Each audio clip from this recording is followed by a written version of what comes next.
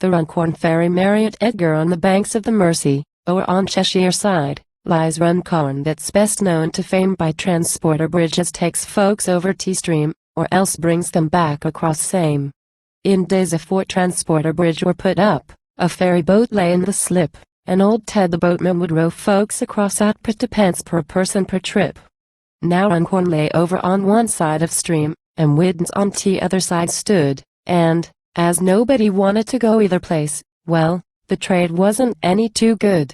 One evening, to Ted's superlative surprise, 3 customers came into view, a Mr. and Mrs. Ramsbottom it were, and Albert, their little son, too.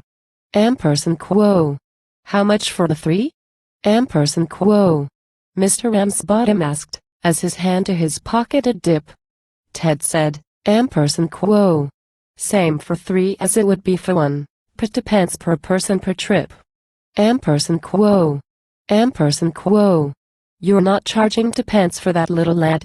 Quo, said Mother, her eyes flashing wild. Quo. £2 per person per trip and quo, answered Ted. Quo. Per woman, per man, or per child and quo. Quo. 5 pence for 3, that's the most that I'll pay and quo, said Father. Quo. Don't waste time in talk and quo. Quo. £2 per person per trip and quo, answered Ted. Quo. And them, as can't pay, as to walk. Quo. Quo. We can walk, and all and quo, said Father. Quo. Come Mother, it's none so deep, weather's quite mild and quo. So into the water the 3 of them stepped, the father, the mother, the child. The further they paddled, the deeper it got, but they wouldn't give in, once begun. In the spirit that's made Lancashire what she is, they'd sooner be drowned than done. Very soon, the old people were up to their necks, and the little lad clean out of sight. Said Father, Quo. Where's Albert? Quo. And Mother replied, Quo. I've got hold of his hand, he's all right. Quo. Well, just at that moment, Pa got an idea and, floundering back to old Ted, he said, Quo. We've walked halfway. Come, take us the rest for half price, that's a penny a head. Quo. But Ted wasn't standing for none of that there, and, making an obstinate lip, Quo. £2 per person per trip and quo. Ted replied, Quo. Per trip, or per part of per trip and quo. Quo. All right, then and quo, said Father. Quo. Let me take the boat, and I'll pick up the others halfway.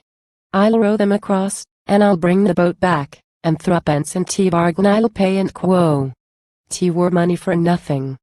Ted answered, Quo. Right ho and quo.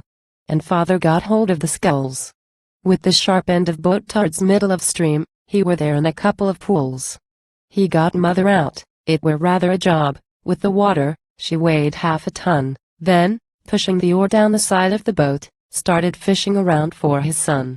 When poor little Albert came up to the top, his collars were soggy and limp.